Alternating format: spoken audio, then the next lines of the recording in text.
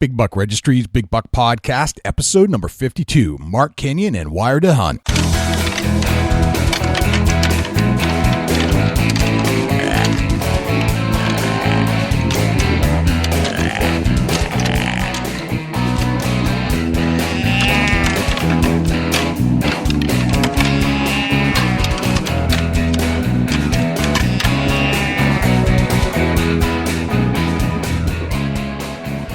Big Buck Registry is a virtual museum of hunting stories. We preserve a piece of Americana by interviewing and recording hunters about their hunts and experiences from across the country. And who knows, maybe we'll learn a thing or two along the way that'll help us take our hunt to the next level. This is Jana Waller from Skullbound TV, and you're listening to my favorite podcast on Stitcher, the Big Buck Registry's Big Buck Podcast. Welcome to another episode of the Big Buck Registry's Big Buck Podcast. This is your host, Jay Scott, and I am here with my field correspondent and very good friend from Ohio, Dusty Phillips. Dusty, what is happening? Yo, what's going on? Not a whole lot, just excited about who's on tonight and what we got going on for the Big Buck Registry Big Buck Podcast. I'm wound up. You're wound up. What's going on at Chubby Times right now? It's summertime. People's outdoors. They're just hanging out with the family, so things are a little bit slow. But that's okay. What's to come in the fall is going to get everything back in the saddle of Chubby Times Outdoors. Hunting season is almost upon us. What's it like hunting in Ohio for you? I mean, would you know any different from hunting somewhere else? Yeah, hunting in Ohio is like... it's hard to explain because you're there. Yeah, right? It really is. You grew up there. That's like your thing. It's just what it is. And that's absolutely. But I kind of compare it to like going to Chuck E. Cheese for a little kid. It's exciting. There's potential for a monster to come around your tree stand. The terrain is great for mega giant whitetails, and the crops are here. They eat soybeans and corn all spring, summer, and into the early fall. Yeah. Right now we're seeing some nice bucks on trail camera with some velvet racks, and they're starting to get out a little bit beyond their ears, and you're starting to almost be able to tell what buck's what, and it just is starting to happen. You can feel it in the air. Do you listen to other podcasts other than the Big Buck Podcast? Yeah, but it's tough. It's really, really, really, really tough to listen to other people because, the Big Buck Registry Big Buck Podcast is rocking the house. I do like our show, I admit. I love our show. I do too. And I like the content, and I like the people we have on because they're so knowledgeable.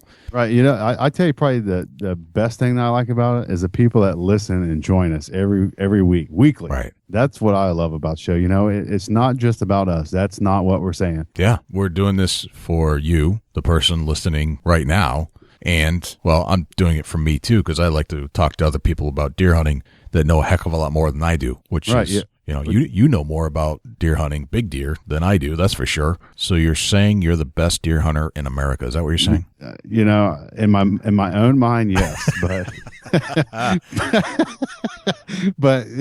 I'm just an average, hardworking American like anybody else that listens to the show, and I hunt a lot. Yeah, I hunt because being in the woods educates me for being on this podcast. Although I like ours, and I like ours very much, and I do enjoy re-listening to the show when it launches, it's not the only one out there. There are many others. Actually, right. I can't say that. There are not many others. There are a few others. And every now and then, I like to have one of those people, one of those hosts on our show because they're doing something similar. And let's face it, we're a small group of people that are talking about hunting, and there aren't that many of us hunting podcasters out there.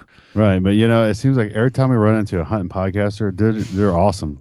Just like us, they're awesome people, and they're a Rolodex of information, just like we are. One of the things, or one of the other podcasts that I've been listening to because it really caught my attention, is the Wired to Hunt podcast. Have you heard of it, Dusty? Absolutely.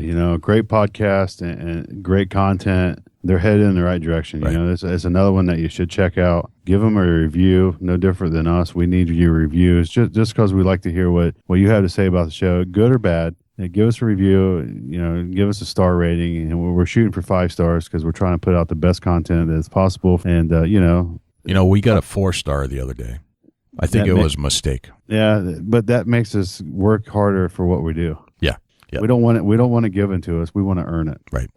Well, Mark Kenyon over at the Wired to Hunt podcast is another whitetail addict like we are, and he's doing some pretty cool stuff. He actually made it in the top 300, and he was in the new and noteworthy section on iTunes almost immediately, and he's been pretty much in the top 300 ever since. And as a podcaster, and as other podcasters have noticed, that, well, Mark's doing something really right. He's interviewing good people with good insights into things that can help his community, like we try to do here. But he's also staying in the ranks and just doing a great job. And I find it extremely interesting listening to his show. And we get to hear his whole story all the way from college through Google and back to Michigan. And he's going to share with us not only some tips about hunting, and he's a great storyteller, to be honest. I mean, I'm not going to ruin it for the listener, but you got to check this out. It's a great story. It took me to another place. Yes. It broadened my story listening and joining in on the story abilities. Yes. Step by step, as though you're a fly on a tree watching the whole thing unfold. That's cool. That is it. That is how I would describe Mark's ability to tell a story about deer hunting. And then on top of that, he shares some tips and tricks about the podcasting thing. So absolutely. If you want to become an outdoor podcaster, or if you are an outdoor podcaster and you want to find out how Mark's setting it up, he talks about that too. So right, and I'm going to encourage you, if you've thought about doing it and you're thinking right now that you want to do it, go do it. It's the coolest thing you've ever done. Yes, to have your own radio show, it's pretty much the coolest thing on the planet. It is. It absolutely is. Whitetail hunting's great. I love it. I thoroughly enjoy it. But now that this podcast has come about and we've been on it over a year now, and things are starting to unravel for us, and everything's looking great, I love podcasting. I love podcasting too. So we've got the perfect combination tonight is Mark Kenyon, Wired to Hunt, talking podcasting and talking hunting. Yeah, absolutely. And we thank you for tuning in with us, and get ready for a great show. Let's get Mark on the line. Let's do it. Mark Kenyon, welcome to the Big Buck Registry's Big Buck Podcast. Hey, thanks so much. I'm excited to be here. Hey, we're psyched too, man. It's nice to have a fellow podcaster aboard. Yeah. And, it's not every day we get to talk to a podcaster. You guys understand what we understand. This is true. I can't say I understand much, but I got this, I guess. Well, I don't claim to understand a whole lot either. So we're in the same company. It's just nice to know that you're doing something about hunting and you're doing something about podcasting, which is what we're all about too. Yeah, that's the life, right? It is. Let's talk about you a little bit, Mark. Sure. Where are you from? I am from the west side of Michigan, and I now reside down right at the southern border of the state. Gotcha. And did you grow up there, or is this a place you relocated to? Yeah, I grew up in Grand Rapids, Michigan, which is not too far from Lake Michigan, over on the western side of the state. Mm-hmm. And then I spent some time in New York City, spent some time in San Francisco, spent some time during college in Lansing at Michigan State University. Oh, wow. And then I worked in Ann Arbor, which is on the east side of the state, and then finally settled down here where the big bucks grow. So it's been kind of all over the place. Interesting. So you kind of bounced East Coast, West Coast, and then ended up back where you started. Yeah, kind of all over. But my journey took me to a spot that I'm very happy with, so I can't complain. And what were you doing in New York? That was during college, and I was actually on an internship with an advertising and marketing agency. Oh, cool. Excellent. And then where did you go to college? I went to school at Michigan State University. Okay. So was there for 4 years. And then during one of those summers was in New York. And then after college, I got sent out to San Francisco for my first big boy job. All right. What was your first big boy job? Big boy job. I like that. Yeah. Your first paying job. Yeah. The first real job was with Google, actually. So I was out there working at their headquarters just south of San Francisco. Now, Google, I've never heard of Google. What is that all about? It's a little side project that some folks are working on online. I don't know. You can go there and search for things. Yeah, they should really expand upon that, because I think that could be a very useful tool in today's society. It seems like a good idea. But their marketing must be horrible. Yeah, they really got to get the word out a little bit more. Mm-hmm. That's cool. So Google, huh? So how'd you land a job at Google? Well, kind of a long story, but I was a marketing major at Michigan State. So advertising, marketing, social media, all that kind of stuff was what I was into. And like I said, after my junior year, I was in New York City working for an ad agency. Yeah. And then after that, I knew I wanted to take one of two routes. Either was going to work in the ad, digital media type space, or I was going to find a way to work in the hunting industry. And just kind of through chance, I found out that Google was recruiting on campus, and I kind of did some networking, tried to meet some people, tried to chat with some folks, and through a variety of different things like that, I got an interview, and kind of the rest was history. It worked out. Okay, so you must be a smart guy too, because they only hire smart people. No, I like to think that I just slipped through the cracks. Interesting. So you worked at Google for a while, and you were doing marketing type stuff for them? Yeah, I basically helped big retailers develop their online marketing strategies using Google products like AdWords, which is like what you see, the ads you see on search engines, sure, or YouTube or display ads, all that kind of stuff. Gotcha. And how much of what you learned there do you use in today's world? I think I use a good bit. It definitely set me up with a good background. I was always interested in the online stuff. So that was, what I always kind of read about and tried to study, through high school and college and everything. But the experience I got working with clients and the business side really helped me understand what it takes to make a business, and then what it takes to translate that into success online. So Gotcha. It definitely gave me a strong foundation for success. And I can never complain about what I got to do there. Put me in a good place. Yeah, it seems like it'd give you a heck of a good education and foundation, not only to bring your skills to them, but you probably learned a heck of a lot too.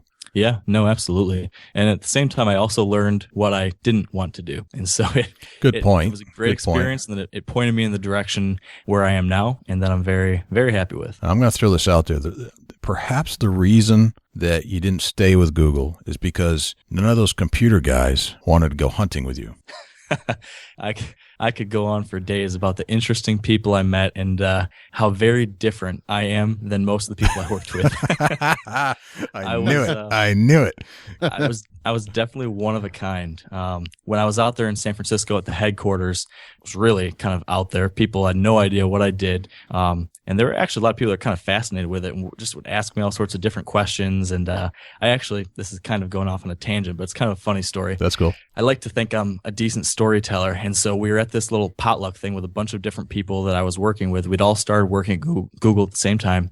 And we were at someone's apartment. Everyone kind of brought a passing dish, and we're sitting there eating. And I think we were just sitting in the living room at that time, kind of BSing and hanging out.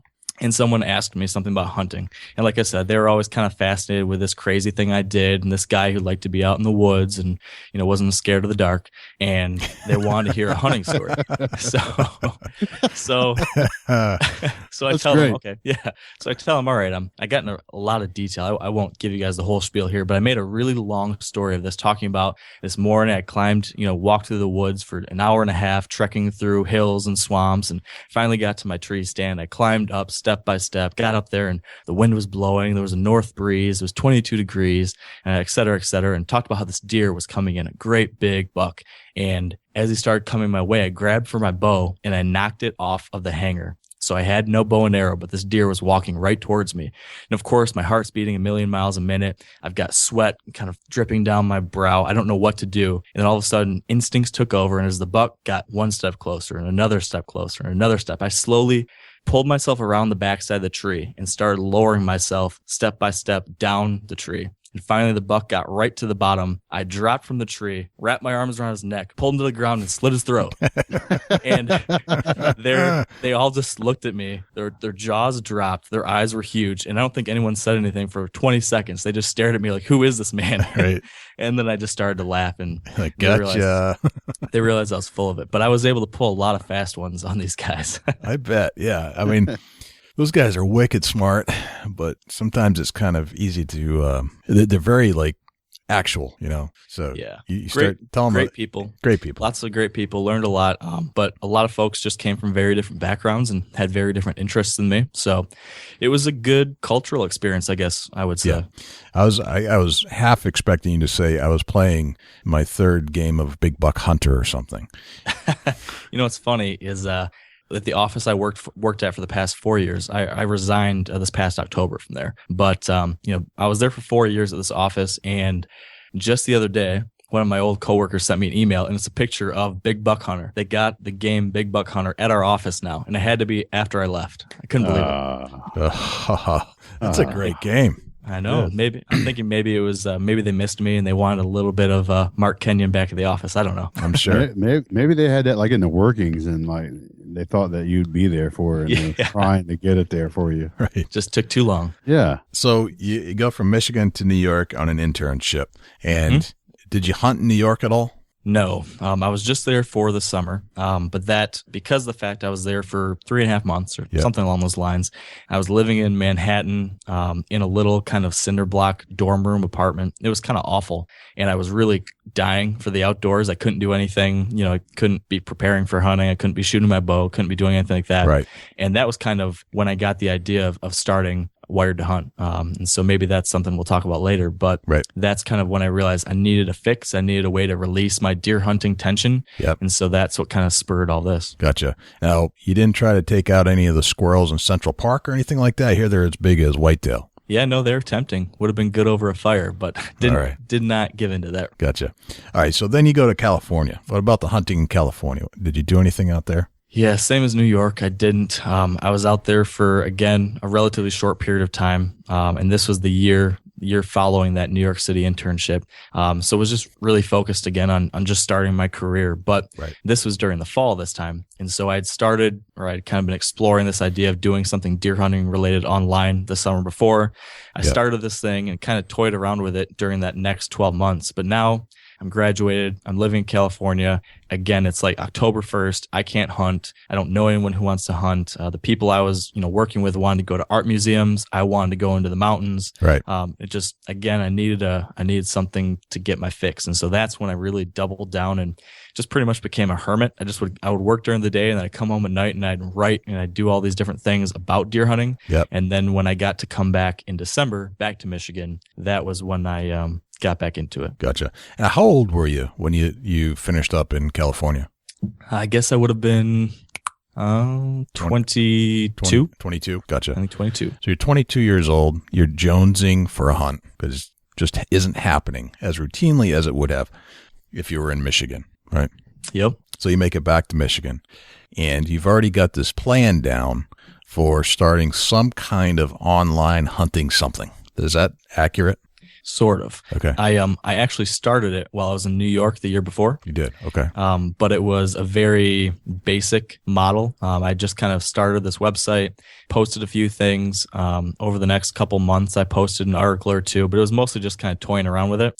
But then when I got there to San Francisco, that's when I kind of went back to it, and through some different books I read and some different things kind of motivated me and inspired me to believe that I could take it to another level. Mm-hmm. And so at that point, that's when I said, hey, this is something maybe I could really do something with, and it's something I would really enjoy. So, from probably that was the fall of 2009, I think. Gotcha. From the fall of 2009, I think I've worked on this website, writing something every single day of the week ever since. No kidding. Yeah. Now that seems to carry over today because I noticed that your blog post, your writing comes out fairly frequently. Yep. Every day of the week, Monday through Friday, we've got new content on wiredtohunt.com. That's awesome. So that's a decent amount of time from 2009 to now to, well, even, 3-4 years of developing a following along the way. Yeah, it's come a long way. It's been a lot of work, but it's been really satisfying and it's been a blast. That's fantastic. All right, so you're back in Michigan and you start hunting again. And what was the first hunt you went on when you got back? Well, if I remember correctly, it was in December, just before Christmas. And I hadn't been able to, do anything like I would usually do in the summer leading up to it. So I didn't have any hunting spots lined up. I had moved, before graduating and everything. I hunted up on the northern part of the state at the kind of family deer camp. Now though, I relocated from California to an apartment, or not really apartment. It was a rental home in the east part of the state. So I'd never been there before. My girlfriend at the time found this house while I was out there in California because I couldn't come back. So she found this place on Craigslist. She sent me pictures of it. It was kind of outside the city, in the rural area, and it was on a 90-acre farm. So I said, hey, sounds good. Let's do it. So I just got off the plane in December, I went to see this place for the first time, and luckily it was on this farm, like I said, and the landowners agreed to let me hunt. So I think I got there like December 23rd, or it was either just before Christmas or just after. It was just a couple days left in the season. And I just, if I remember correctly, I think I took a pop-up blind and my bow and arrow and headed off to a kind of a corner of a field in a swamp and sat out there just to see what would happen and what I might see. And I don't think I saw any deer, but I do know it felt really good to have a bow back in my hand and to be sitting in the woods. It felt good. Just felt good. Absolutely. That's excellent. And what books did you end up reading when you're in California? The ones that inspired me to take the business to another level? Yeah. I think I think there's a couple, but the one that stuck with me and that I still have on my shelf today is called Crush It by Gary Vaynerchuk. It's a really, really good book about kind of following your passion and building a business around it and how you can do that online. And Gary is just a very, very inspiring individual, I guess. Yes. Who likes to swear a lot. That too. He's definitely in your face about stuff. He is, definitely. He got me off my tail and working. And it's funny you mentioned that book because that's one book. I'm more of an Audible guy. Oh, yeah. I listen like podcasting. I like to listen. I like to read, but I like the activity of listening to a book. And that's one of the books that never leaves my audio or Audible queue is Crush It. Yeah, it's great. It's a great one. I'm going to have to check into this. Yeah, it's quite inspiring. Yeah, I get asked a lot about, how can I get started or how can I start my own business or, anything like that. And that's always one of the things that I point people to just to kind of get that kick in the tail to go after it. And the fact that it's possible, but it takes a whole lot of bootstrapping and a lot of work. It's not something that just happens. Right. Between that book, The 4-Hour Work Week, and The Icarus Deception by Seth Godin. Sounds like we've got the same reading list. I think we do. It's fantastic. We might be more similar than we initially thought. This is pretty neat. All right, so you're back in Michigan. I'd like you to tell us, and maybe Dusty can kind of guide us through this. I want to know about your best deer story. Now, I know you told the guys at Google and gals at Google your best deer story. Obviously, that one you made up, but you did a great job telling a story. I want to hear your real best deer story. Okay. I can give you that, I think. We want to get a little deeper on, obviously it's Michigan, I'm guessing, is going to be the location. Tell us a little bit of the area in Michigan where you was at on a particular hunt that you're going to tell us about.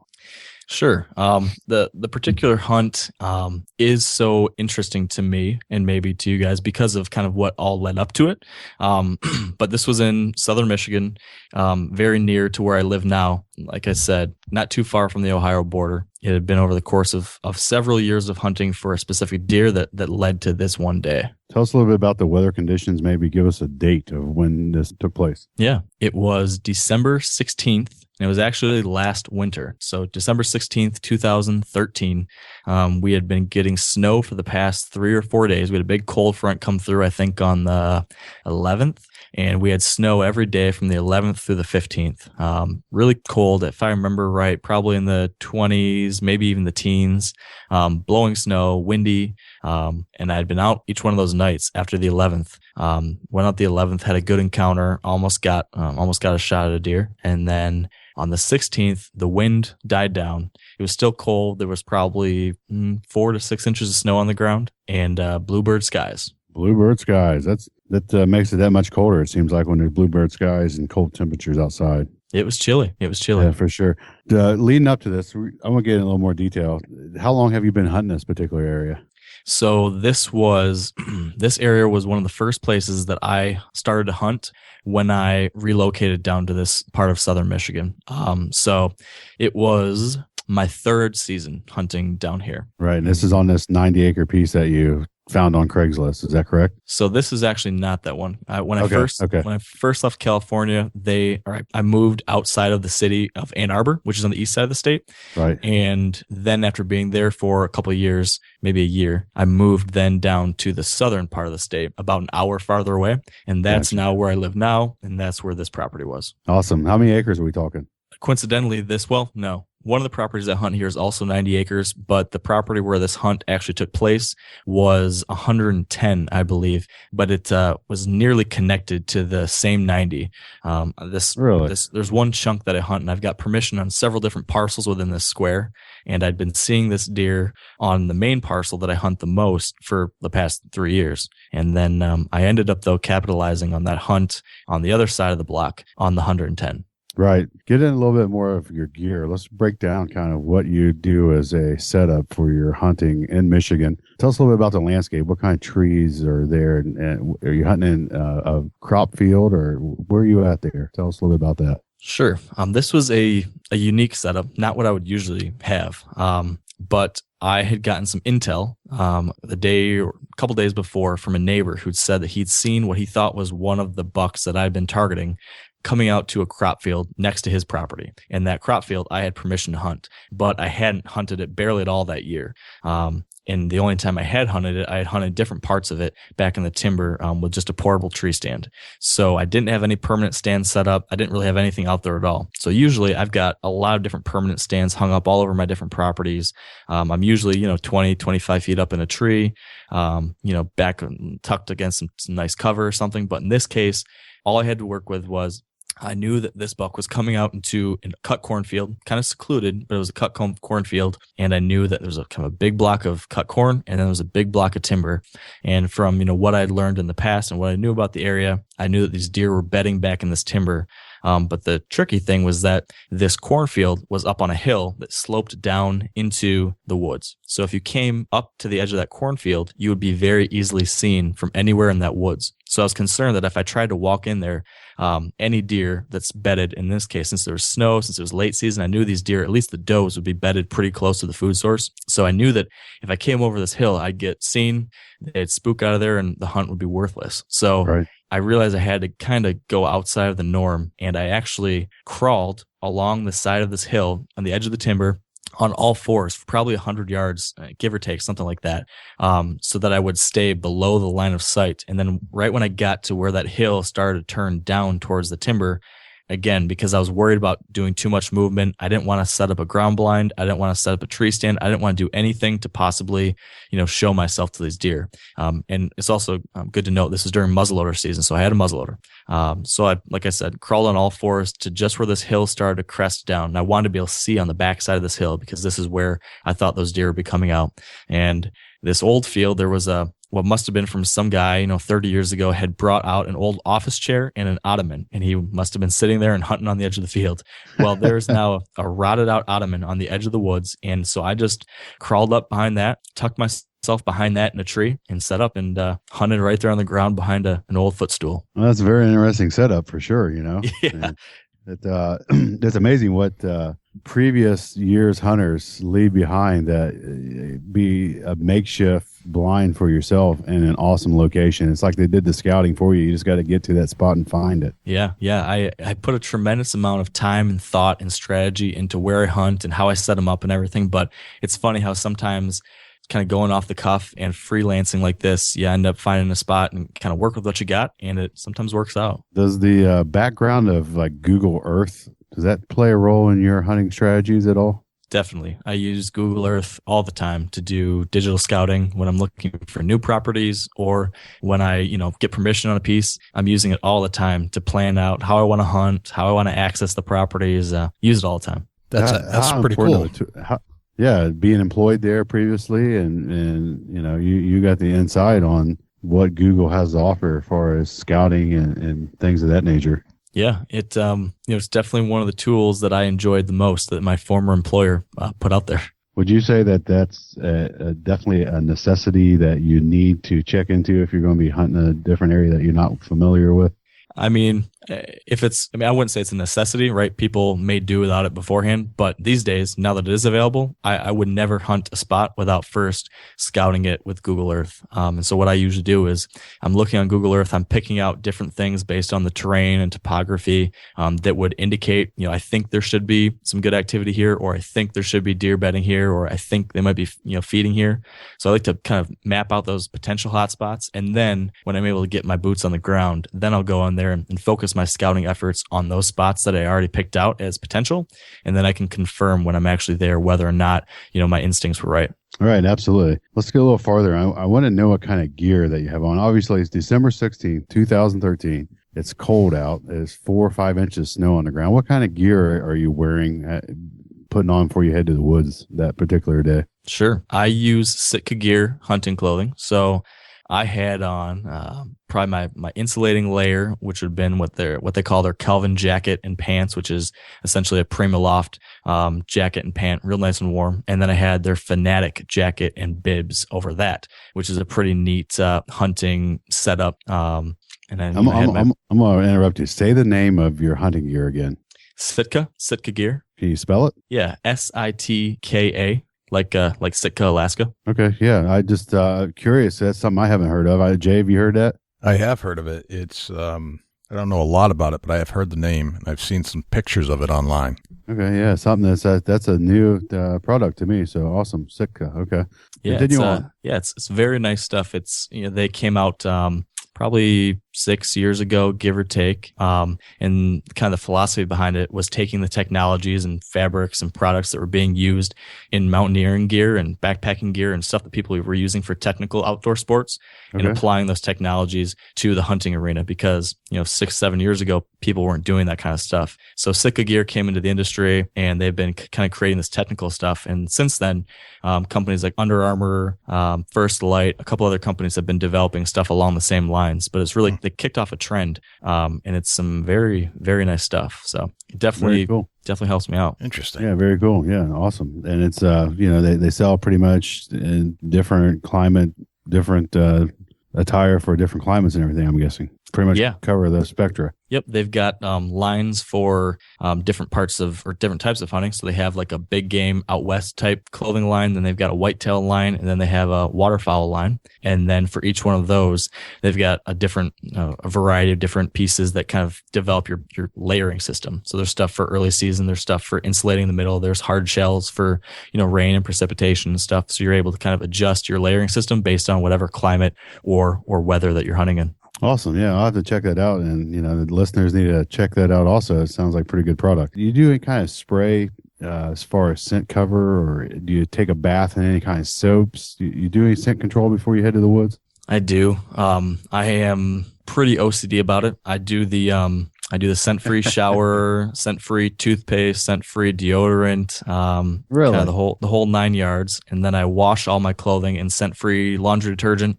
I keep it in a scent-free tote, which I keep outside in my barn. And then I go get dressed outside, and then I spray everything down with scent eliminating spray. So I got everything like that done.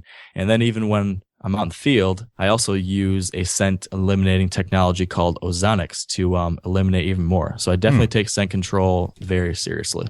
Right. As far as sprays, let's tell us what brand or product. Tell us what exactly you're using. It's it's the Hunter Specialties brand. I can't remember exactly what they call it. Scent. I can't remember, but it's the Hunter Specialties brand. Okay, is it got an odor, or is it just no scent at all? They have a dirt scent and like an autumn leaf scent, I think, but I just prefer completely unscented. So I get everything just scent free. Okay, yeah, right on, awesome. So you spray yourself down. Is there anything else that you do in particular before you head to the woods? Oh gosh. You spray myself down. I try to go through the checklist of like the 72 different pieces of gear that I have with me to try to make sure I've got them all. And inevitably, you say 72? I mean, I'm exaggerating, but it seems like a lot. Right. Yeah. You don't really have a checklist, do you? No, this is my mental checklist. Okay. All right. Oh, okay. All right. And inevitably I end up forgetting something usually, but I try to remember everything. So I kind of go through that whole thing, and then, as long as I'm scent free and suited up and got my bow and arrow or my muzzleloader, and then I head out. All right. So, I'm getting a visual. This I like, because you're getting into some details on what you're wearing. And, you got your riggings on, you got your checklist in your mind. I can just picture getting ready to walk out to the truck or out to the field and getting ready to go hunting. So we're December 16th, 2013. You got your gear on, and we're muzzleload hunting, and I'm getting ready to head towards the woods with you. What time are we headed to the woods? Well, it was a little bit later than I usually like to go out because, like I said, I had hunted. I hunted just a ridiculous amount this past fall. I think this was like my, 80th hunt or something like that. And so it had just been That's awesome. I had just kind of gotten down on myself at that point. I had a lot of missed opportunities. I had missed a really nice deer 5 days or 10 days previously. So I was kind of just down and out. And I'd hunted the past, like the 4 nights before that. And so it was December 16th. I was sitting in my office writing. And that day I just was like, I'm just going to stick around here and work. I don't think I want to hunt today. And my wife came in. It was probably maybe 1 o'clock, 1:30. And usually at that point, if I'm hunting an evening hunt and it's, in the fall, I'll probably start getting ready around 12:30 or 1. I like to be in my tree stand last times by like 2:30, something like that. Yeah. But in this case, it was after 1 o'clock. I was just sitting, lounging around, drinking coffee, writing. My wife comes in. She said, "Why aren't you going out?" And I said, "Well, I'm just not feeling it today. I think I'm just going to try to get some work done." And she just gave me this look like, "You're ridiculous. Like, who are you? Get out there and hunt." You call yourself a hunter. Exactly. So get out there. So God bless that woman because I was like, okay, excellent. You're right. I like your wife. Me too. So I think, I don't remember exactly what time it was, but I probably didn't get out to my little spot. First off, I probably got to the property in my truck later than usual, maybe around 3 or something like that. But then because of that approach I mentioned, because I had to crawl and really, really was careful about it, it probably took me another hour just to travel a couple hundred yards to get into the spot. So I probably wasn't set up until maybe 4, give or take. Gotcha. So it's 4 o'clock evening hunt. Yes. Awesome. Keep going. This is getting good. This is getting good.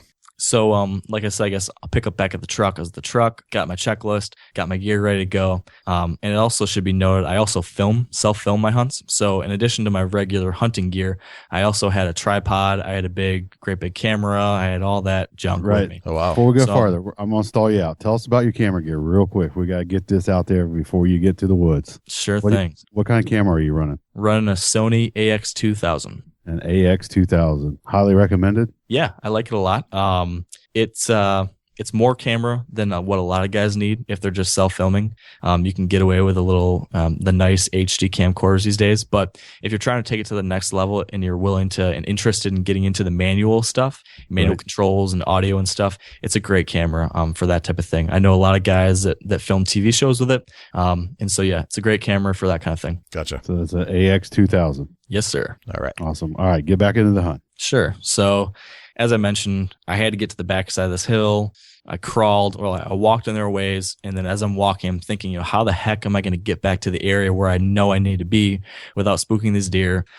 Sitting, thinking through the wind direction, and it was kind of the perfect wind for the scenario. And at the time, I knew it would be pretty good, but now in retrospect, looking at the situation, it kind of all worked out just perfect because where I wanted to be and with where the wind was blowing to, I was able to just have my wind cutting the corner of where most of the deer would be bedding or coming from. So I was able to get into the spot and have the wind blowing back over my right shoulder. And these deer were coming from my right, but I was just kind of cutting off of them. But when the deer were heading into the field, they still had the wind blowing across their faces. So they felt like they knew what was going on when they were heading into the woods, but they just barely missed the hunter that was sitting behind the ottoman. So I love the detail. Yeah. You're a good storyteller. Very good. I'm right there with you.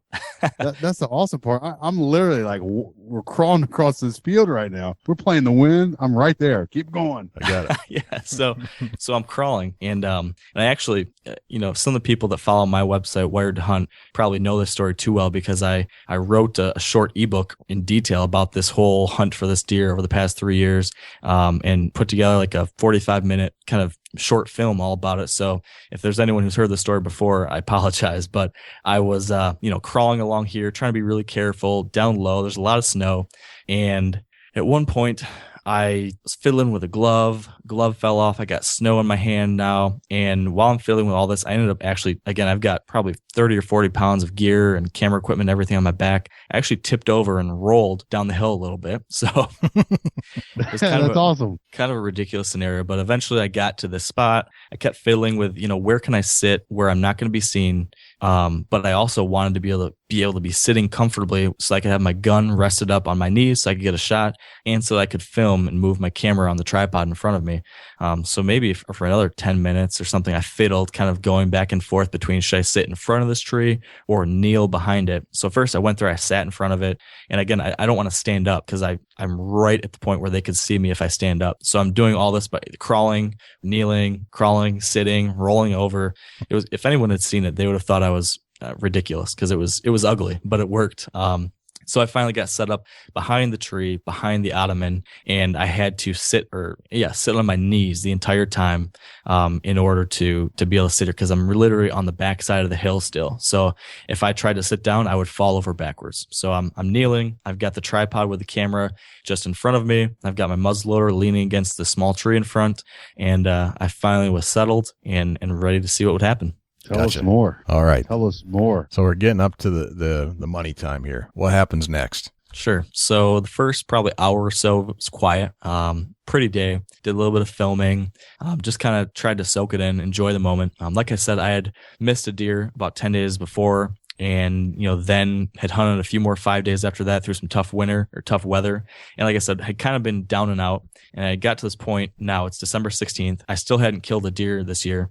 And as I mentioned a little while ago, I quit my job last fall to focus 100% on hunting and writing and running my website. So I felt a lot of pressure on me this past year, more than any other year beforehand. Sure. So, oh, heck yeah. Given the fact I hadn't killed a deer yet, I was feeling the pressure and was feeling kind of down about it. But I had kind of decided at this point, you know what, forget it. Just enjoy it. Like you hunt because you enjoy the hunt. You love the outdoors. You love nature, breathing the fresh air, being in the quiet, open spaces. Like get back to that. Stop worrying so much. Stop stressing so much. Just enjoy it. What's the point if you can't enjoy it? So that was the mindset I was in that night. And I was kind of taking it all in. And then finally down to my right, which was to my west, I saw just some movement filtering through the timber, and eventually, pulled up my binoculars, saw that was a group of does. And then over the course of the next hour and a half, somewhere along there, had a lot of does filtering through this timber. Some of them were heading due south, kind of cutting along the edge of the field. And then some of them came into the field that I was sitting on.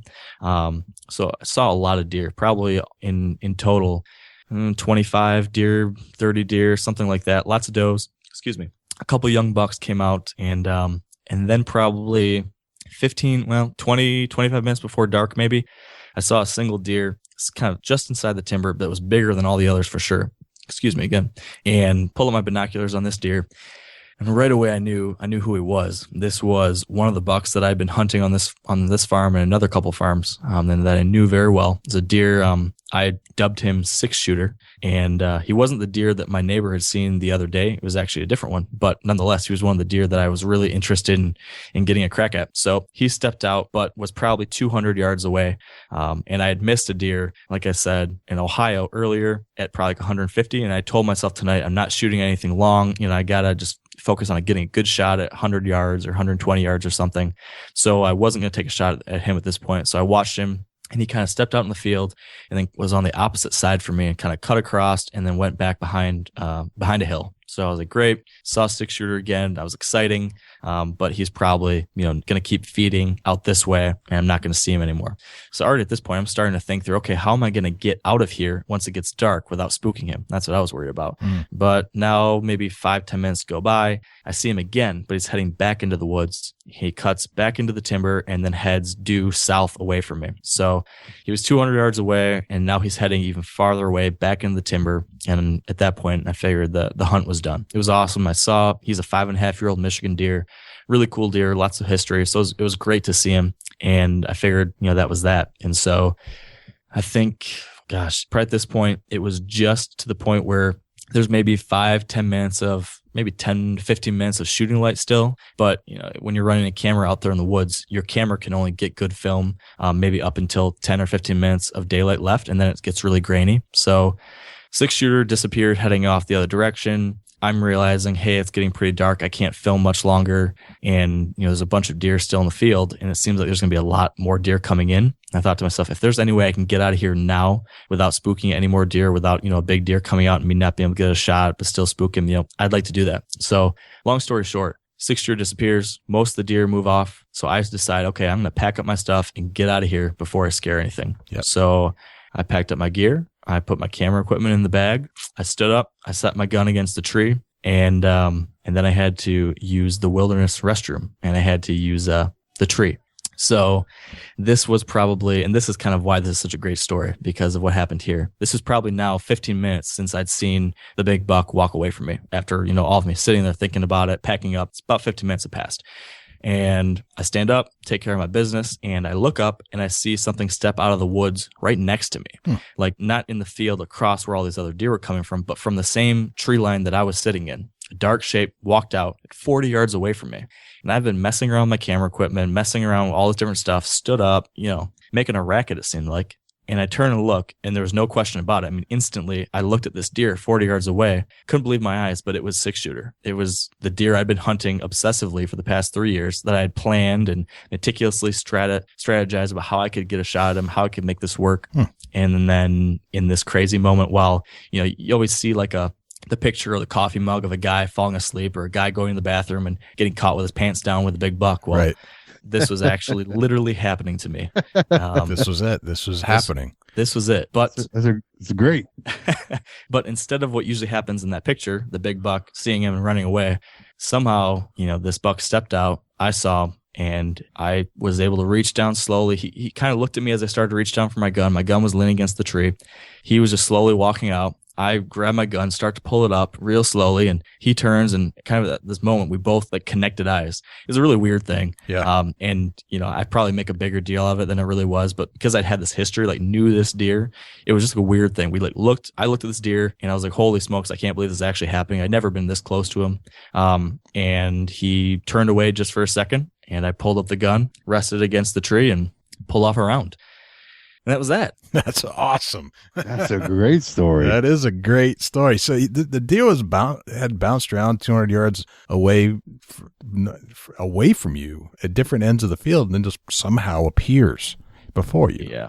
I have no idea. Wow. I have no idea how or why. If you believe in fate, this is one of those kind of things. That's it. Is there like a new Kenyon deer pea line coming out? I'm not willing to sell off my own strain yet. But yeah, it was crazy. I mean, for real, that's what an awesome story. Yeah, absolutely. Yeah. That's stories we dream to hear about right there, And for me, it just felt like I was right there, and that's what it's all about. That's awesome. And if you don't mind, it actually goes a little bit further. Okay, let's hear it. Yeah. So I took that shot, but it happened so fast. It felt like it was, an eternity looking at the deer and him looking at me and me pulling my gun. But it happened, really quick. And so I took the shot, and now it's starting to snow really heavy again. So I run. I'm like, I need to see if I hit that deer. Like I said, I just missed a deer not too long ago. So I was like, I need to see if I hit him. So I ran out there to, 30, 40 yards away, wherever I shot him. And I couldn't find any blood. And for the next, 45 minutes, I followed his tracks, could not find a single speck of blood. So the farther and farther and farther I got along the trail, the more I started getting really concerned. Like, how did I miss this deer? And the only thing I could think about was that, when I came down on him, he was starting to move, and I was trying to rush because he'd seen me. He was starting to head back into the timber. I tried to get the shot. So I remember dropping my scope down, just getting below his spine. And I thought I'd dropped down all the way to the shoulder before pulling that trigger. But now, when I'm trying to look back on it, I'm like, maybe I didn't drop down enough. Maybe because he was so close, I actually shot high since I'm sighted at 100 yards. Maybe I shot over his back. So I got really nervous, kind of got depressed. I didn't even get excited about, shooting this deer. So at that point, I was okay. I couldn't find anything. I decided, okay, I'm going to go back to the start. Went back to the start, couldn't find anything. Tracked another 100 yards through snow. Decided to go back one more time. And this third time, I think it was, that I went back there and was looking, and I finally just found like the tiniest little speck of blood, like a little piece of sand in the snow. And then like another little tiny speck here. Just enough to tell me, hey, you hit the deer. So I decided, okay, I'm going to go back, and I had a buddy who has a tracking dog. So I'm going to go back and call him out here and have him try to help me out. So put a hat there, went back home, and I wasn't excited at all. My wife called me, asked me how the hunt went. I said, I shot 6-shooter. She's like, well, aren't you excited? And I was like, no, I don't think I got him. I was really bummed. So went home. I don't hardly remember tasting dinner, but eventually got my buddies out there with a tracking dog, brought them out to the spot where I found that little tiny bit of blood. And what ended up happening is I had been following his tracks, but at this point where I found that blood, I had went to the right. I thought I was following his tracks, but turns out I was following a different deer's tracks, because with the dog, that dog turned straight left from this point. And as soon as we turned left and started following that track, all of a sudden, a little more blood, and 100, 150 yards away, there he was. And it was quite a moment for me after everything had happened, and then not thinking I hit him, and it all led up to this crazy ending in the middle of a blizzard almost. So it was pretty cool. Wow, that's awesome. What a great story. Awesome story. And well told, Mark. You are a good storyteller. That's awesome. I appreciate it. Sometimes I talk too much, but this might be the only time where it's okay. We'll talk deer hunting forever. Absolutely. Oh, yeah. So of all that, what would you say is your best hunting tip other than peeing in the woods and hoping for a big deer to pop out of the woods? Yeah. It's kind of funny taking a quick step. I actually tested that theory again this spring with turkeys. Yeah. And it worked. No way. It worked. So, but my best tip for deer, and kind of what I learned from this year, I think there's probably two things. One is don't try to hunt the hardest, try to hunt the smartest. I think this is something that's really how my hunting has changed a lot the past year or two. I used to be that gung-ho guy that tried to hunt every single time he possibly could, morning, evening, afternoon, all day, every day. Yep. Whenever I could be hunting, I'd be hunting. And I think I ended up hunting a lot of spots too much, put a lot more pressure on these deer. And because I'm specifically trying to kill older, mature deer, because I was hunting so much, I was really putting a lot of pressure on these deer. And I think that hurt me in the end. So what I try to do now is I would rather sacrifice a lot of hunts and not hunt on days when the conditions aren't just what I want, when the wind isn't just what I want, if it's the wrong time of year. I would rather hunt a few really well calculated right days and have those quality hunts versus a ton of low quality hunts, because every time you go in there to hunt, you've got to balance the risk and the reward of that sit. You're risking educating deer, you're risking spooking a deer, you're risking leaving your scent there and a mature deer passing through an hour after you left and finding out that you were there. So I'm only willing to risk that when I feel like the conditions are lined up just right to give me a high percentage chance. So gotcha. That would be my first thing is really weigh that risk and reward, and be strategic and focus on quality, not quantity, if you're going for these older deer. And then I think my second tip would be take action. And maybe this only applies to me, but there's probably other people out there like me. I read a ton. I watch a ton. I listen to a ton. All these I'm constantly trying to learn about deer hunting. I absorb an enormous amount of information about how to chase deer, about whitetails, how to do it. But I think the natural tendency for a lot of us, and for me for a long time, was to take all these different ideas in, but you just kind of become addicted to learning. You get addicted to the information, but then you don't actually go out and apply it. So I think what I've been trying to focus on, what I try to recommend to a lot of people is, it's great, can keep learning all the time, but then be sure to take something you've learned and then be committed to taking action on it.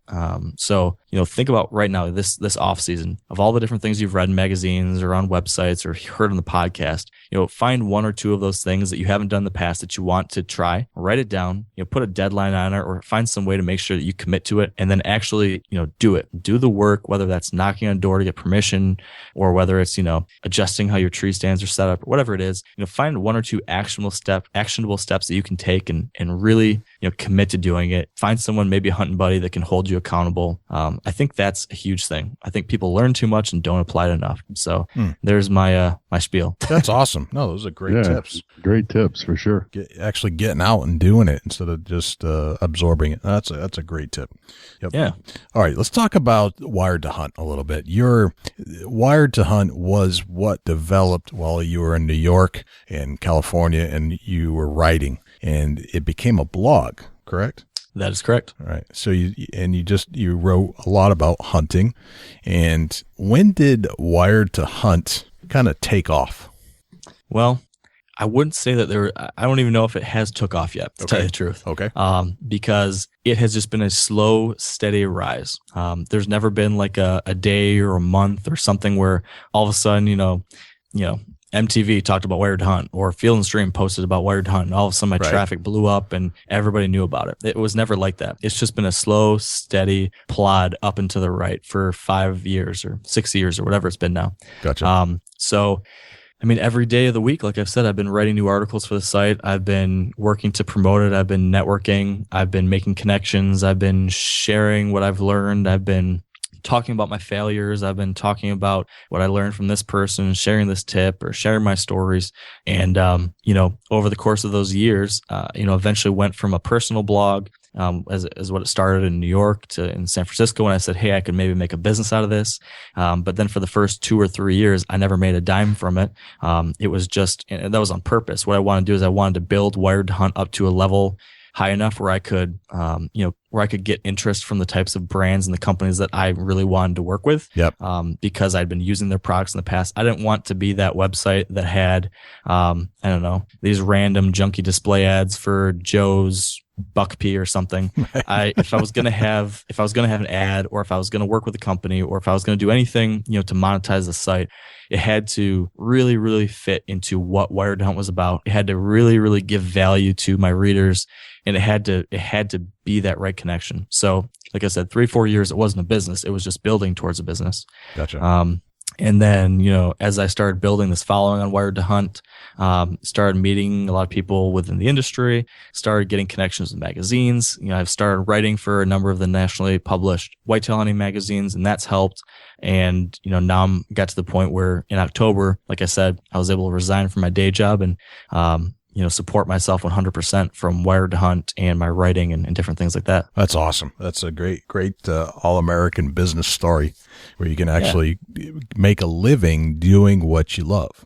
That's excellent. Excellent. Good for you. Thank you. Just trying to work hard and do the best I can. So you turned the blog into, you had a good following. Where did you expand? Did you go from a blog, like a WordPress blog, daily writing type of thing, into like Facebook and YouTube and all that stuff? Where did you start to connect the dots? I actually kind of started all at the same time. You did. I kind of had a plan from day one that I've just been slowly working towards and expanding on.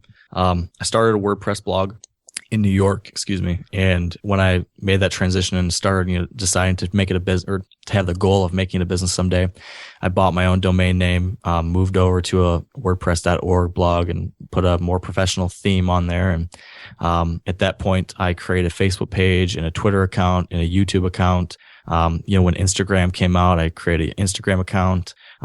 And kind of ever since then, I've just been slowly building on all those different channels and mediums. But the message has always been the same. Wired to Hunt is deer hunting news, stories, and strategies for the next generation of whitetail addicts. And it's been that since day one. It's been very focused on whitetails, and for those that are seriously addicted to deer hunting. And every day of the week, you're either going to find something that's entertaining, you're going to find something that's educational, or you're going to find something that's in the news and relevant to you as a whitetail hunter. And so I've stayed consistent on that theme for 5 or 6 years, and just, steadily growing that voice and that, the scope of who I can speak to. Gotcha.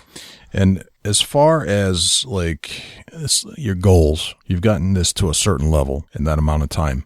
Where do you want to take it from here? Yeah. I just want to, the dream would be, Wired to Hunt to be synonymous with whitetails. And, I think where things are going, obviously everything's going more and more online. Yep. So you're going from people used to turn to a book, or people used to turn to a magazine to get their fix of their whitetail information or whatever it might be. And my hope is that, every person out there who loves whitetails and whitetail hunting will know about Wired to Hunt and see us as a trusted community to be a part of online. And so that would be something where I hope it's, across all mediums as well. So again, whether it's, on our website, if you're reading, or if you're on our YouTube page and watching our videos, or now with our podcast, if you want to listen to it, any way you want to consume your whitetail information, I want to be there for them. And I want to be that trusted resource. And then personally, I also, want to continue to build, what I'm doing as a writer. I absolutely love reading and I absolutely love writing. So I would love to continue my work with magazines and hopefully some books in the future. And again, share my stories, share my experiences, help people on the way, and see if we can all learn something together. Awesome. All right. Now, when did you incorporate the podcast as part of your brand? Yeah, that has been something I've thought about for a very long time and wanted to do for a long time. But while I was working at Google and trying to write for magazines and trying to keep the site going, I just didn't have the time to take on an additional piece of the puzzle. So it wasn't until actually this March, I think, end of March, that we launched the podcast. So I had said I was going to do it for probably a year or two and just never got around to it. This is one of those things where I learned all about it and I didn't take action on it. So I finally tried to take my own advice and put this into action. So did some planning and some learning and finally launched our first one, like I said, end of March. And we're now on recording episode number 12 or 13 this week, I think. Gotcha. All right. So episode number 5. I don't know if you remember which episodes. I can't remember which numbers are which, but me neither. Episode 5 is whitetail lessons learned from turkey hunting. Ah, yes. Tell me about that one. Yeah, well, we published that episode during turkey season, and I think this had come out right after I had killed my bird here in Michigan. And I've got a co-host on the site or on the podcast. Dan Johnson is one of my buddies, and he had just killed a turkey, and his wife had just killed a turkey the weekend before. So it seemed like a great time to talk about turkeys a little bit. But like I said, I try to stay very, very focused on my core audience and our core message, which is whitetails. And so I wanted to take a look at, share some of our turkey hunting stories because a lot of deer hunters also like to turkey hunt. But how can we take the things we've learned in turkey hunting or similar principles and apply that back to the whitetail woods? So we talked about different things like decoying and, tips for decoying with turkeys versus tips for decoying with deer. We talked about being able to be running gun setups, different ways to set up on turkeys versus deer. We talked a lot about how I personally think that anytime you're hunting, no matter what species it is, it sharpens your edge that you can apply then to deer hunting.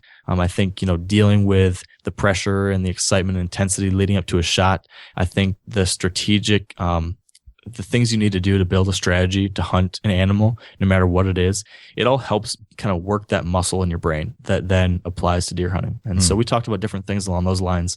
And I think, share some interesting stories and a couple good ideas. I like that point. I think that's good. It keeps your skills honed in the field. I like that.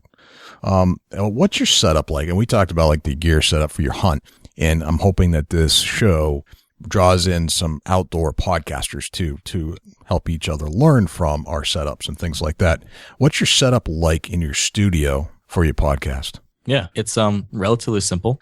I use an Audio Technica microphone. I can't remember what the model is, maybe XR80 or something. That sounds familiar to me. But I got the recommendation from another resource, which I can recommend. Maybe you guys are familiar with it, but Pat Flynn from Smart Passive Income has got a really terrific tutorial on podcasting. And I basically just followed his formula to set this up. That's a resource that I've, found very helpful for all of my business dealings, but got this microphone, got a little windscreen in front of it, a simple mic stand, and I've got attached to my MacBook Pro, and I record interviews with either a guest or me and Dan talking through Skype, and I use Call Recorder to record those calls. And then I edit the podcast together with GarageBand and then publish and host through Libsyn, which is a media hosting site. Beautiful. Yeah, that's good. And, Pat Flynn. I think I got it all covered. I think you did. Yep, Pat Flynn's great. He kind of points a lot of people in the right direction on how to set up all kinds of stuff, not just that. Yeah, he's a great help. Yes, very much so. What tips would you share for other podcasters, like you shared for deer hunters? Yeah, geez, it's a tough one. Yeah, I'm so used to talking about deer. I rarely get to talk about that's right. This stuff. Get you thinking. Yeah, I think at the risk of hammering on the same thing again, but it's so true. I think for me, podcasting, it was there was an intimidation factor. I got to figure out how to record it, and I got to figure out how to publish it, and how do I edit it, and where do I put this stuff? There was all these different variables that just seemed like too much work for me to dive into right now. And so, like I said, I kept putting it off. But I think my tip to everyone would be, forget that intimidation, forget all that stuff. Just focus on getting something produced. Follow one of these tutorials. Like I said, Pat Flynn has got a step-by-step tutorial, or there's another Another great resource, Cliff Ravenscraft, has got a podcasting website and podcasts and tutorials where he'll walk you through step by step exactly what you need to do to get started. Just go through that process. It might not be perfect. You might not have the perfect setup, but just get something out there. Right. And once you start producing podcasts, you figure it out. It's not that hard. It's not that intimidating. You just need that initial setup, and then you can start, tuning what your message is or what your show is going to be about or how you're going to talk. All those things, though, you can't develop that until you actually start creating content. Right. So it does no good to learn, and think about it, and then never actually put it out there. So I think that'd be my tip. That's a great tip. Kind of like finding your own voice. Yeah, and absolutely. It takes a while. It takes a while to find that. Yeah, and I'm definitely still working on it myself. Right. Yeah, and I think we always are and always will be. For sure. Now, as far as like directories are concerned, where is Wired to Hunt found? For the podcast? Yeah, for the podcast. So it is in the outdoor sports and recreation, and then outdoor category on iTunes. And iTunes right now is the only place where we are hosting or sending our feed to. Yeah. So you can listen to the podcast right on wiredhunt.com. We post each episode there. So you can listen to it in the player, or you can subscribe and listen to episodes on iTunes. Looking at maybe adding the podcast to a site, an app called Stitcher, and then maybe SoundCloud. But at this point, just to keep it easy, I've been on iTunes, and we'll see where things go from there. Gotcha. I noticed that you did hit the new and noteworthy, so congratulations on that. Thank you. That was excellent, and that you ran right up to the top of the scale on the top 300 in iTunes real fast. And speaking of the top 300, what do you think that being in that top 300 is important? I go back and forth on this, and it seems like a lot of us podcasters obsess about this, but I'm not sure it's important to be there. It's probably more important to have listenership, but it's always nice to see your name on a ranking system. Yeah, it's definitely nice to stroke the ego a little bit with that. Right. But I think to a point it helps. And this is purely subjective, but I think it probably is great to maybe be in the top 20 or 30 or 50 maybe, because you've got people that are going to head to that top list and they're going to do a quick scroll through there and see if there's some podcast artwork or a name that triggers with them. But personally, I don't go a whole lot much further than that and pay a whole lot of attention. So if you're looking for new listeners, that's a great way to get it, is to be on that new and noteworthy, or to be on the what's hot list, or on the top, maybe 50. But I think once you get into 200 or 300, I'm thinking not a whole lot of people go that deep and look for it. They're either looking at the front page and the first couple, 10, 20, and then maybe they're going to do a search. If specifically they're looking for information about deer hunting or hunting or whatever it is. So I would, it's great to be at the top end of those lists, but I would rather focus my time on, fostering your community and building that through outside means. And I think as you do that, that's going to bring more people to the podcast. The more people that come to your podcast and enjoy it, the more folks are going to leave reviews, the more people that subscribe, download your podcast, and that in turn will help push you up those rankings organically and get you to the point where you'll be where you want to be. Gotcha. Spoken like a man that used to work for Google. Yeah, I do this too much. That's excellent. Mark, this has been great, and thanks for joining us on the Big Buck Podcast. Yeah, thank you. And love to hear you or have you come back. We're going to be tuning in to Wired to Hunt every episode that comes out. We do now. Just great content, great storytelling. It's I love that you took your blog and turned it into an audio feed too. Because as I had mentioned before, I like to listen and to consume my content more than I like to read it. But both are top notch. So keep up the great work. Thank you. I really appreciate that. It's been great chatting with you guys. I really enjoyed it as well. Very good. And if people want to reach you other than going to wiredtohunt.com, correct?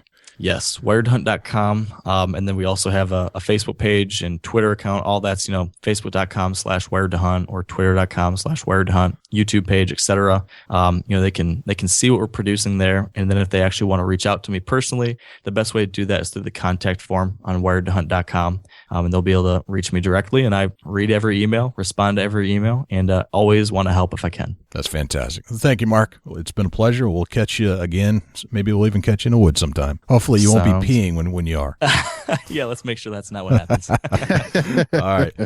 Thanks again, Mark. Guys. Take care. Yeah, thank you. Great talk. I've not connected with a hunt more than I have with Mark's. I felt like I was right there. we're going to get more into that in the future. This is just opening up a new book. I'm wanting to close my eyes, and I'm wanting to be on every hunt, and we're going to get deeper and deeper into every hunt, just like we did with Mark, and get people to tell the story better. That way, that you feel like you're there. That was a connection. I felt like I was there. I connected with Mark on so many levels. He's read the same books I've read.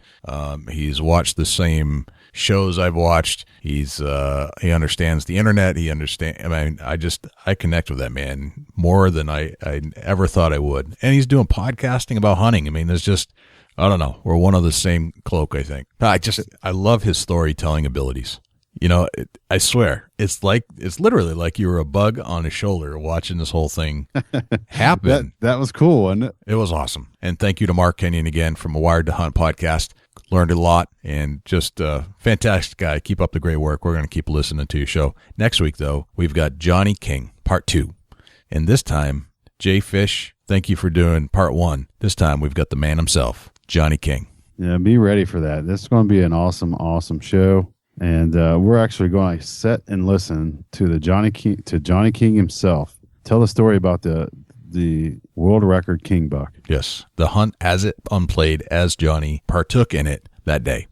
It's gonna be an awesome show. It's gonna be an awesome story.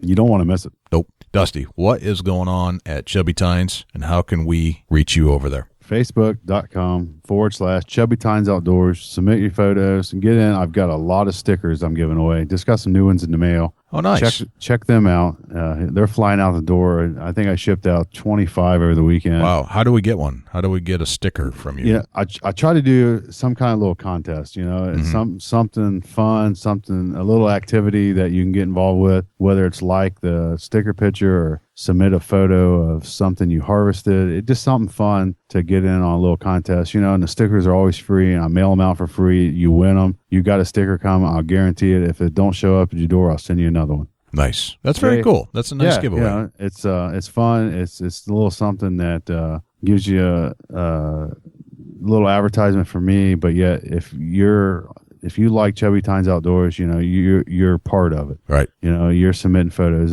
Big Buck Registry is the same way. If you're submitting photos, you're part of the Big Buck Registry. You've joined the nation. That's awesome, man. Just awesome. Yeah, it's a lot of fun. I've been seeing a lot of faces that normally wouldn't comment or join in because maybe they're shy about clicking the like button, or maybe they're shy about leaving a comment. Right. But if I can offer them something that would get that they want, a sticker, or we got some good page sponsors. Shout out to WR Outdoor Paracord and the Eurohanger and Stickerman.com. They all joined me. And, I got some great product from each and every one of them that I'm able to give it away to the followers of my page. And it's more or less appreciation from Chubby Tines Outdoors to you. And it's been a lot of fun, and it keeps growing, and we're enjoying it. And come over and check it out, Chubby Tines Outdoors. And Jay, what's going on at the Big Buck Registry now? Oh, man, we got so much going on. All right, so we're approaching 100,000 followers on Facebook. How sweet's that, man? Congrats on that. Thanks, Brad. We're almost there. Probably 1,000 left or so. It's been a great journey with that. But what I've realized is that it's greatly important to share the content of the community. So we're posting $5 a day. $5 from people that have submitted them across the country. And we're in the summertime. We're still finding original pictures that have not been posted yet, which kind of blows my mind that we can keep cycling through these deer and we have not duplicated one yet. Yeah, that's awesome, though. Really, that's awesome. I mean, it's awesome that your fans and your friends are reaching out and submitting photos to you, and you're able to post them. $5 a day. That's a lot of bucks every day. It is a lot, and it's kind of neat to see where the deer are coming from, what the health of the herd, and just to think that there are that many out there. Right. What? Go ahead. Just that it's just a indicator of how healthy the deer herd is in the United States today. Right. What? Okay. Say I'm a hunter and I like your page. What do I do to get a buck on your page? Pretty easy. There are different mechanisms by which you can submit a deer to the Big Buck Registry, and we've created some special ones. The best one that I think will go the furthest is you go to www.bigbuckregistry.com/mybuck. BUCK. And you'll find a page there, and you fill out your information, your email address, your first name, and there'll be a place to attach a picture or upload a photo. And we prefer to have a picture that is of you and the bucks shortly after harvest. And the things that we don't like are just, I mean, not that we dislike them, but the things that will definitely give you only 50% chance to getting on the wall of fame, so to speak, is to send in a picture of not a large deer, or B, a deer that is not mature-ish, okay, and one that probably isn't going to be a picture of you and the buck. So if you're not in the picture, you basically cut it off by about 50% chance of being on the wall. And I'm not doing that to necessarily exclude those, but for those that we have so many that are following the rules, it would be just not fair to everybody else that's doing it the way we want it done. Does that make sense? Yeah, absolutely. You know, that there's a program for what you're wanting to post for content for your page, so that, you know, you kind of got a protocol of what you want. Yeah, we want a protocol, and the protocol is you and the buck shortly after harvest, a name, preferably an email address or some kind of way to contact you if there's a reason, and the state of harvest. That's like the big one that everybody forgets. But I want to know where the deer is coming from, so we kind of keep a bearing on where the deer are and how healthy the herds are, and who's submitting from where. So you can do it through bigbuckregistry.com/mybuck, or you can try posting it on Facebook as just a poster, but we don't look there first, we look there last. So you can email it to j@bigbuckregistry.com or mybuck@bigbuckregistry.com. You can send it into just the general Facebook mail. That'll work too. But best way, bigbuckregistry.com/mybuck. After that, the priority is always given to that page. After that, we start to, if we don't get enough submissions, we'll start to go through the other criteria. But that's kind of how you submit a picture to the Big Buck Registry. All right. Now, when you have 100,000 followers and you have a very nice animal and have a great picture to boot, you will essentially become pseudo-famous for a day. Absolutely. Because you're going to be seen most likely by 30,000 plus people. That's phenomenal. That's awesome. It is. That's way awesome. Right. So if you want people to know that you shot a really good deer, send in a picture to the Big Buck Registry. Right. I'm thinking about sending you my picture again, just so that 30,000 people check it out. Again? I mean, how many times are you going to submit it? As many as satisfies my hunger for people to see it, you know? All right. You only live once, and you got to enjoy your life. Are you going to like put a new name on it or something? Oh, this is Bob. I might. I will do that for you. I'll put a Chubby Tines back on the board to relive. I'll do #throwbackbuck. That's awesome. I'm getting excited. All right. I will do that for you. So yeah, so everybody's going to be famous if you submit a buck to the Big Buck Registry. And Dusty, I will allow you another entry again. I'm honored. I really am. I'm like excited. You might bring a tear to my eye. I'm so Throwback excited. Buck. Dusty's throwback buck. The Chubby Tines buck. Man, that's awesome. All right, let's do that. The other ways to reach us, 724-613-2825. Send us a voicemail, or you can text in a buck to that number technically if you wanted to. Not a lot of people do, but you could. And j@bigbuckregistry.com. And our Facebook page is bigbuckregistry.com/Facebook. And our Twitter is bigbuckregistry.com/Twitter. Got a lot of ways to reach us. Oh, YouTube, bigbuckregistry.com/YouTube. So that's about it, man. I hope you enjoyed the show. And man, I am pumped to be back next week. Me too. I'm Jay Scott. And I'm Dusty Phillips. This is the Big Buck Registry's Big Buck Podcast. See you next week. Can't wait.